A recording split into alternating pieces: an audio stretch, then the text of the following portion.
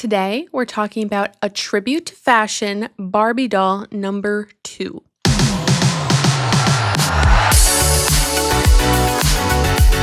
I'm going to read a little excerpt from the Mattel website, Mattel Creations website, which you can get this on August 5th at 9 a.m. Pacific time.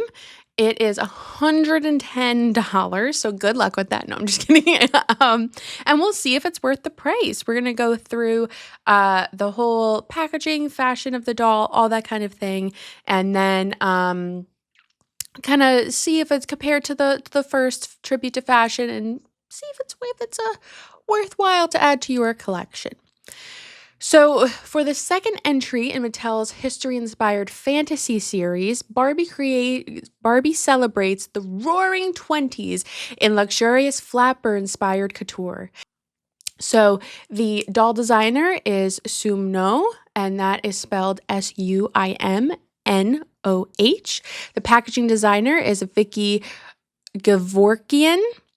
I'm sorry if I pronounced that incorrectly. The label is gold. Face sculpt is Lina, which is Lina. Body type is Model Muse and includes a certificate of authenticity as well as a stand. So there's also limited availability for this. I think you probably have a good chance of getting it, but I would try to get it as quickly as possible. The first doll in this series, A Tribute to Fashion, came out in 2024. We're going to go back. And so we see that this starts with different eras and celebrating that. Obviously, tribute to fashion, that makes sense. So I'm ready to dig in here. Now for the review of the doll itself, we're going to go through hair, clothing, material, articulation, all that kind of stuff. So she comes with 5 points of articulation because this is the Model Muse body, and you can see Model Muse has this posture as well as one leg is bent and one is straight, and it has a unique stand that goes around, I think, around the thighs, so it's not holding you in the back, as we can see with this beautiful cape. I don't think she has anything that gets in the way of that. So for $110, compared with the first fashion one, which was $100, right? So she's gorgeous, beautiful. I would argue has just as much craftsmanship and artistry and quality pieces in hers. It is $10 more the next year because this is 2025 and last year the pink one came out. So first impressions, I think this is gorgeous and encapsulates the time period they were going for incredibly well.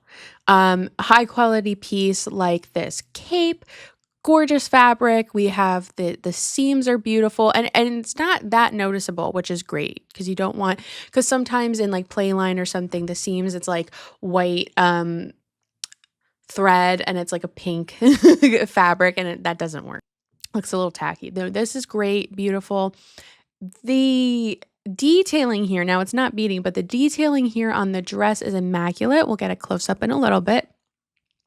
Beautiful. And the fringe, this is all placed beautifully. The craftsmanship is impeccable. This is really worthwhile. And especially with the headpiece that they use fabric and not plastic like they usually do, commend that a lot. They do have plastic jewelry here, but we'll get a closer look at that. And same with her hands. Now, this faux fur on the cape is gorgeous. They did a wonderful job with that. It doesn't look tacky. It doesn't look like it's meant for a 7-year-old. This is obviously collector grade deluxe doll here. The hair looks beautiful, but we'll get more into that in a little bit. So I think the Model Muse body was perfect for this line, as you'll see. So you can see the legs a little bit more here. But it makes sense. Now, it's harder for her to put her hand down, but it still looks beautiful here compared to here. So I think it's very elegant, is used for a lot of collector dolls, and it is just one of the most beautiful, poses, I think, personally. Now, Again, standout is the cape, but the dress is also, and I also want to point out the eye movement, I think is also great. So you get a little of the sparkle here from the headpiece, and then you immediately go here. You do see her face, but you immediately go here, and then this pulls your eye to the side as well as straight down, but it echoes, and it's saying the fringe and then the mermaid style of dress echoes the curves in the cape, so it's a beautiful like doubled silhouette, and it really just flows and bring your eyes from head to toe and then like back up. It's very well crafted as an art piece, and I think the color palette is outstanding.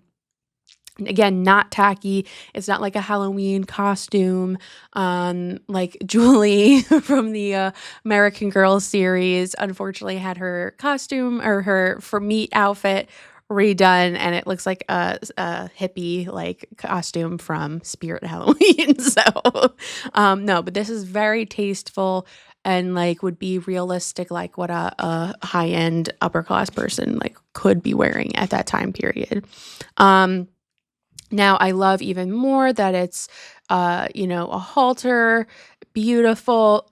Love the neckline. This is such a statement piece. It's gorgeous. So she looks, obviously, I think this doll you can display 360. So you won't have to just like have her looking straight at you from a shelf unless you want. I think this would be a very good statement piece as like if you have it on your desk or an area where you walk around and you can see and appreciate her, or if you have her on one of those little lazy Susan spinner things. Beautiful. It's like, just look at this artistry here. We'll get an up close look, but she just looks gorgeous. So this is, I want to say this is like on the fabric, and maybe they either glue it on or something like that, or it could be like acrylic like adhesive where you like iron it on. Either way, it takes artistry and craftsmanship to do this, and I think this is beautiful. Like, this isn't like, I don't think, I could be wrong, but I don't think this is like a fabric you just cut and it like fits this perfectly. You know what I mean? Like, this takes time and effort and an eye for it, definitely. And look at how the neck detailing pops out. Beautiful. This like is designed to look like a necklace, even though this is the design of the dress. And then we have the necklace here. Gorgeous. She has painted nails. Thank you. For $110, you should have painted nails. And it's beautiful and matches her makeup, as we'll see in a little bit. But also the to get it like as sheer, but like, because a lot of pieces like this part of the fringe can be really thick and like stick out a lot. I'm glad that they were able to make it so thin, but it holds together well. And the ends are usually like burned or something, so they don't fray, which is great. But this looks very high quality from what I can tell from the pictures. I think this even has different coloring on the bracelets. We have some white pearl to match the necklace and some silver here to match the dress and the fringe. So I love that. I think it looks great. And just the dress itself, because the cape even acts as like a backdrop for the dress, which is beautiful. So this is and you see the detailing and the pattern work. I think they did an immaculate job with that. So they really did, and they stitched everything, which is really important. And look at the high quality of the fringe. And then look at these beautiful shoes. Again, I always like when I would have loved if they colored these white so it looked like the pearls, like the textured part. But I'll take what I could get. So these are beautiful, different design. I'm not sure we've ever seen this mold before. It's beautiful. And I think it complements the dress very well. Now, this is a great example of the quality of jewelry for collector dolls should always have. They should always have this kind, not necessarily kind, but this level of painted detailing on the jewelry. We often do not get that. And it frustrates me a lot because a lot of the price points of these things are really high, like 100 plus. And we're just getting basic, like plain line version of accessories. And it frustrates me so much because this is like a work of art. So I'm a little confused why this doll at $110 gets so much like detail orientedness and high, like these even might be sequins, like who even knows. But then like other dolls that are maybe like 90 or 80 um don't get as much, and then maybe you price them more to get this. Do you know what I mean? Like, because I think this is very important, at least to me as a collector, to get this high level of detailing. Like, for instance, white, and then we have the silver. So like that stuff makes sense to me. I also really like the how they on the face. Different topic. I really like on the face how they played with the shapes in her eyebrows and eye makeup. I think that kind of echoes the Art Deco use of playing with shapes and patterns and the color, playing with the color. I think that mirrors that really well. And I also like that she's not looking directly at you. Like she's thinking of other more fun things, better things to do with her time. I think that goes with the whole time period and the vibe they were trying to create. So, and the same with the lipstick. I think that it suits her very well.